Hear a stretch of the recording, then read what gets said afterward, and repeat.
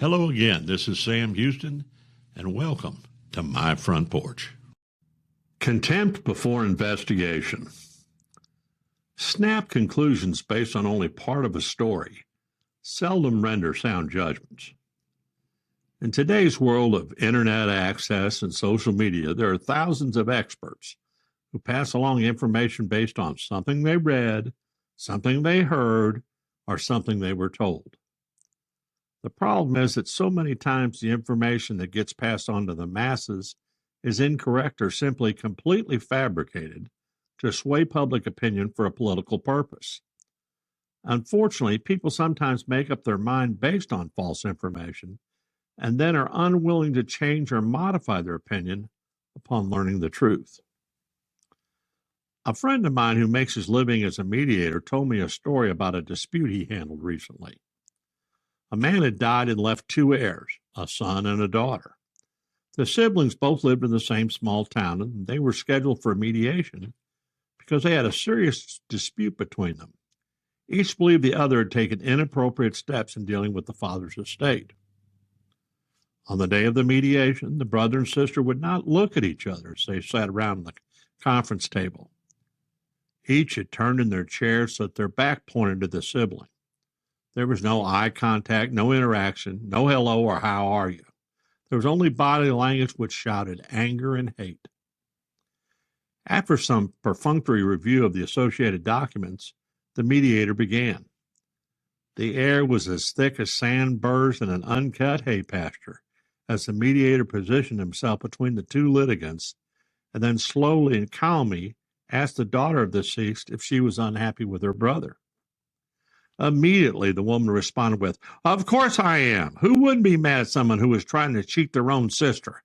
I can't believe the things he's done, and Dad would be so disappointed in him." The brother started to respond, but stopped when the mediator simply raised his hand indicating, "Stop." The mediator then looked back at the sister and asked her for specifics of what the brother had done.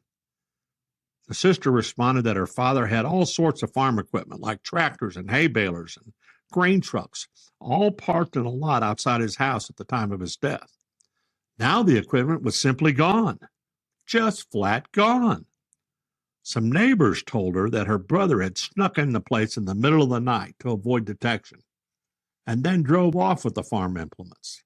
The neighbor also suggested that the brother had probably taken the equipment out of state and sold it.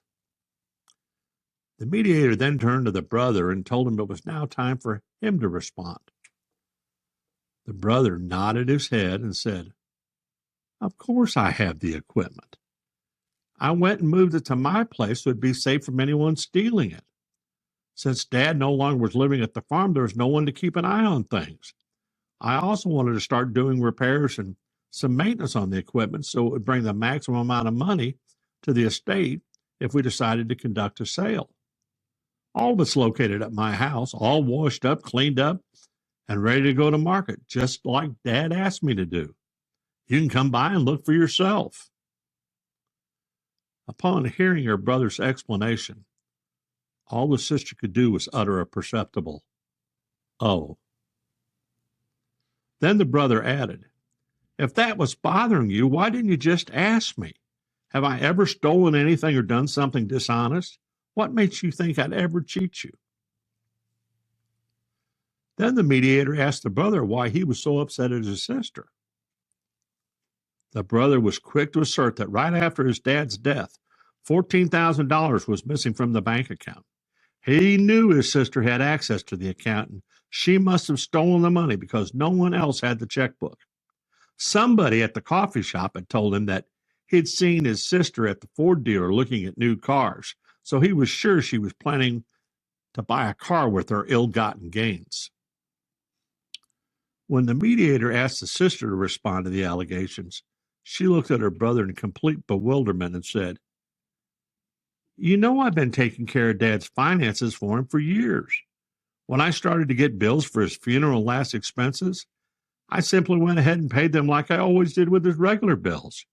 You know Daddy always liked to have his bills paid on time. I knew they were going to have to be paid before we could settle the estate, so I went ahead and did it. It's all right there in the bank statements. Why would you think I'd steal money from my own brother? If you had a question, why didn't you just ask me? Well, in about 30 seconds, the brother and sister were hugging each other, apologizing profusely and telling the mediator the case was over.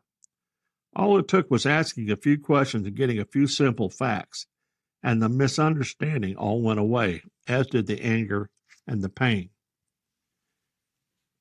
And the information they'd gotten at the coffee shop and from the neighbor, it was merely gossip, unfounded information which led to hurt feelings and heartaches. I understand that the estate settled quickly. It would seem that when you only know one side of a story, you're only half smart. And when the part you know comes from an unreliable or unknowing source, you may not be smart at all. Thought for the day: if you don't know where you're going, every road will get you nowhere. Henry Kissinger.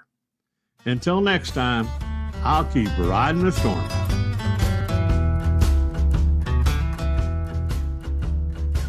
You've been listening to From My Front Porch with Sam Houston, brought to you by the Granbury Theater Company. You can catch Sam's column every week in the print edition of the Hood County News or online at hcnews.com.